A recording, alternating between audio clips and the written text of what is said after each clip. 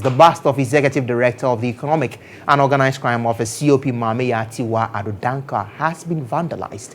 According to reports, some unidentified individuals entered the Yoko premises and hacked away, despite the presence of 2 police officers. The bust, which was erected in October 2024 by staff of Yoko, was in appreciation of her contributions to the staff's welfare. This action was heavily criticized by Ghanaians who demanded a list of COP Adodanko's achievements meriting the honor. It is the latest of a series of destruction of statues across the country. We showed you the one about the former President Akufo-Addo in the western region, which was also vandalized. And before that, the statue of the Bixes located at Airport Runabout here in Accra as well also vandalized. Let's speak to security analyst Dr. Adam Bonaa on this matter. He joins me now via Zoom. Many thanks for your time, Doc, this morning. The issue that we are facing today, we started off with the president's statue, and now we are seeing this happen at the premises of EOCO. What are we not getting right? Well, yes, good morning. I think what we are not getting right is probably the anger of the people. Mine is that the former regime didn't actually know.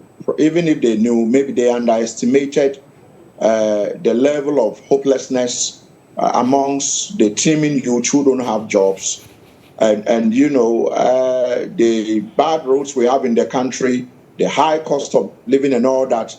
And to make matters worse, the outgone leadership decided to build for themselves, some of them, including the president and Mameya Tiwa, COP Mameya Tiwa, a bust for herself. And even though Ghanaians were not happy about it, it looks like they didn't give a toss, they didn't care. And so they left them there. And so mine is that I don't condone vandalism. But the truth is that you know the day when this thing was being erected. Mameya Tiwa pretended she wasn't aware of the bust being installed. How can a whole head of a security organization say that I do not know that such a thing? It wouldn't just walk into the premises. It's not outside EOCO. It's within the EOCO, the confines of EOCO. And she said she didn't know. And so mine is that it tells the kind of people, the caliber of people who Nanado, probably appointed as heads of some of these institutions. And so for me, I wouldn't say those who did that are justified, but why should the staff of EOCO, if you ask me, decide to build such a thing on a piece of land that belonged to Ghanaians and without consulting Ghanaians? It belongs to all of us. So whose authority was this thing that was put up? Whose authority? Who allowed it to be done? And so I think that looking at who the woman herself is, the missing Takrady girls, and the fact that she said we had found them, and eventually it was only bones that were recovered. If you ask me, I would say that those who did that are just bootlickers and call them sycophants who didn't know that, she hasn't achieved anything to want to tell us that even if she paid them to install such a thing within the confines of EOCO. It speaks volumes of how angry Ghanaians are, if you ask me. And I won't blame the police officers who are guarding EOCO. The truth is that sometimes you can be overwhelmed. I'm not holding brief for them. I don't know all the facts. But if you have, let's say, 1,000 people surrounding you just to bring that down a bust that was illegally installed, would you put your life at risk to prevent them? No.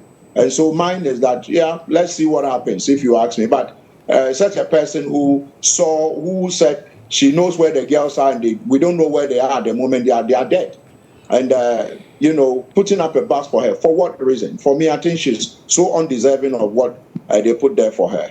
Doc, we'll get to the matters of public perception of persons in security positions in this country and even the expectations of them. But let's speak to this particular matter where we do understand that, according to reports, there were 2 police officers around when this particular act happened. You have conducted a research into the expectations of police officers and security personnel, even ahead of this particular government. Is there a deeper meaning to have police officers stand by and watch this particular act go on unconcerned? Well, like I told you, when we conducted the research, we went all over the country, and our publication is public knowledge now. Officers felt they hadn't been treated well. Officers felt they haven't been taken care of well. And you know, the first rule in security is self-preservation.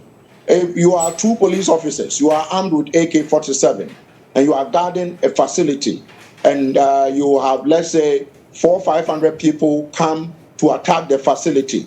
Are you going to shoot everybody? With how many bullets can your AK-47 magazine hold? And so there are two things. Either they would kill you and you kill some, but it won't be pleasing. And so I will tell you that probably they saw it coming, and they thought that standing down for such a bust, an illegality to be brought down, if you ask me, two wrongs will not justify, will not make a right. But standing down, I mean, the issue can be investigated. If the need be, the issue should be investigated. But standing down and letting it come down, for me, if you ask me, was better than attempting to maybe shoot at those people or attack those people when you know that either they kill you or you kill them. But then once they are determined to come, I don't know how many of them were there, but I'm told the number was big. And so for me, the police officers, it speaks to a lot of issues that I might have discussed in your studio. You have military officers, as we speak, for a very long time have not been given pay slips. How can you employ military officers who are serving the state, putting their lives at risk, and they are paid every month, and they don't receive, they don't get pay slips, so they don't even know how much they are earning? The money only goes into their account, and whatever goes in there, they must accept it. And you see, it is a whole thing. And as we speak, the police leak tape report is still, it's at Jubilee, it's at Flagstaff House now. The president, His Excellency John Dramani Mahama, I believe, is going to take action. But there are several things that I thought that should have been done. Some of us spoke about them, but you know, the nonchalant nature of former President Akufo-Addo, he didn't care. He didn't you talk about it. The Cecilia Dapa saga. So you have two police officers who are guarding EOCO, and EOCO did their own wishy-washy stuff, and this matter is still lingering.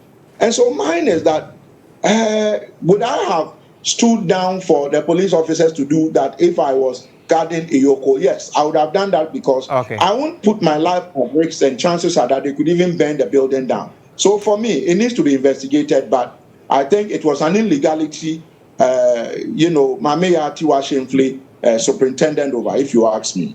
Dr. Adam Bonaa, we'll leave the conversation here. Thank you so much for speaking with us. He is a security analyst. A lot of things happening in the very first day for the new government.